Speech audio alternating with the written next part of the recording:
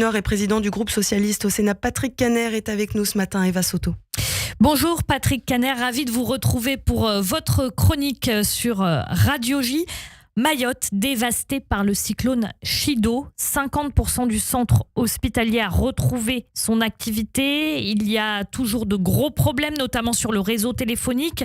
Moins de 80% fonctionnent. Et puis surtout, ce bilan encore très difficile à établir. Emmanuel Macron va se rendre sur place demain. Le Premier ministre François Bayrou a évoqué un bilan provisoire donc d'une vingtaine de morts et de centaines de blessés à Mayotte. Quel message souhaitez-vous adresser face à ce drame, Patrick Caner ?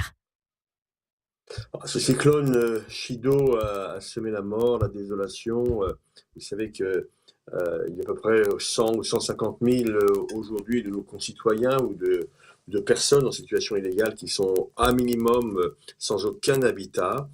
D'ailleurs, tout l'habitat précaire et indigne a été balayé par ce cyclone. Donc je dois d'abord exprimer mon émotion, ma solidarité aux Mahorais. Mayotte, c'est la France, c'est le territoire le plus pauvre, le plus vulnérable de notre République, et c'est une catastrophe nationale. Je suis vice-président d'une association nordiste qui s'appelle la LEFPA et qui a une quarantaine de collaborateurs sur place pour s'occuper de personnes en difficulté, handicapées.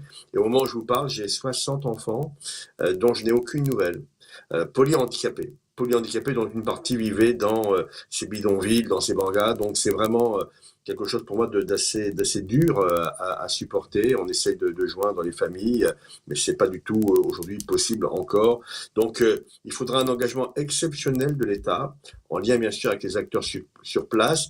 Mais moi qui ai suivi le dossier de la Nouvelle-Calédonie après les émeutes, voilà, je dis que nos outre-mer sont pas en forme, c'est le moins qu'on puisse dire aujourd'hui pour différentes raisons. Donc beaucoup de solidarité en direction de nos concitoyens. Pensez-vous, comme Bruno Retailleau, qu'il est indispensable de reprendre le contrôle de l'immigration à Mayotte et partout en France ? J'étais choqué par le tweet de M. Retailleau qui avait fait un sans faute jusqu'alors, mais il a commis effectivement une expression sur le réseau X en disant voilà, en fin de compte, la raison principale de ce qui nous arrive, c'est l'immigration. Non, c'est un drame météorologique. On a 320 000 Français qui habitent Mayotte, nos concitoyens mahorais, et il y a 100 à 200 000 personnes en situation illégale. J'entends bien cela. L'urgence, c'est pas de parler de l'immigration aujourd'hui. On sait que c'est un problème qu'il faudra traiter, notamment par des mesures de développement des voisins de la Grande Comore, en particulier de l'archipel des Comores. Mais l'urgence aujourd'hui, c'est l'eau potable, c'est les vivres, c'est les médicaments, c'est les matériaux pour reconstruire, c'est de bousculer les procédures administratives pour aller vite, pour assurer la sécurité des personnes. Donc, moi, je demande au ministre de l'Intérieur d'abord de prioriser ces engagements politiques. Il pourra, le moment venu, évoquer la situation de l'immigration illégale à Mayotte, mais pas maintenant. Pas maintenant. Vraiment, il faut d'abord s'occuper des personnes, quelles qu'elles soient en termes de statut.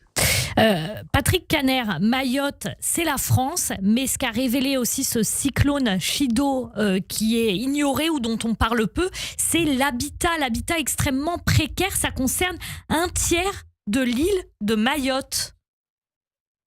Oui, c'est le nombre de logements qui n'ont pas d'eau, qui n'ont pas de toilettes, qui n'ont pas de baignoire, de douche.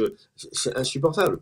Dire, c'est la France et nous avons des bidonvilles qui couvrent, comme vous l'avez dit, un tiers des besoins en termes d'habitat. Et là, nous sommes tous responsables. Vous savez, j'étais ministre sous les gouvernements de François Hollande.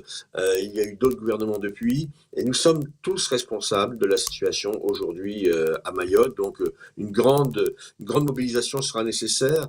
Et puisque cet habitat a terriblement été balayé, on le sait bien, ça a été annoncé d'ailleurs par M. Bayrou hier soir, il faudra trouver des mesures nouvelles de l'habitat, peut-être rapide, qui pourrait être considéré comme précaire, mais qui sera bien supérieur en termes de qualité à ce qu'ont connu ces personnes jusqu'à présent. Dernière question pour finir rapidement. Pensez-vous que le Premier ministre aurait dû renoncer au conseil municipal de Pau pour participer physiquement à la cellule interministérielle de crise lundi ?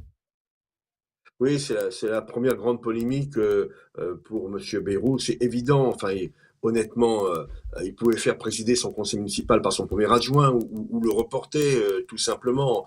Donc c'est une mauvaise appréciation. Moi, je ne tire pas sur l'ambulance, permettez-moi de le dire très simplement, mais il nous faut un Premier ministre à plein temps.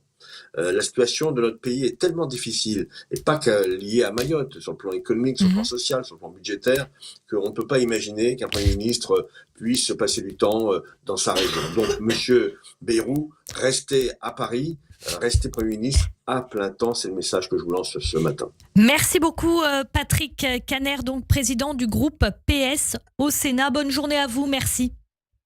Et merci à vous, Eva.